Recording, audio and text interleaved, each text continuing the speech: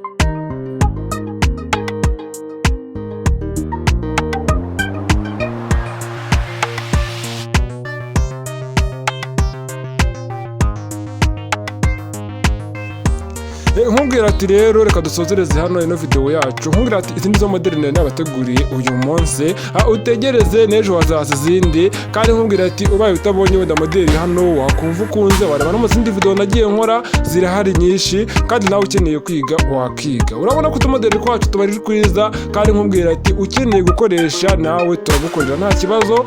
Dukora modeli z'ubwoko bwose, iyo washaka yose wayikoresha nta kibazo.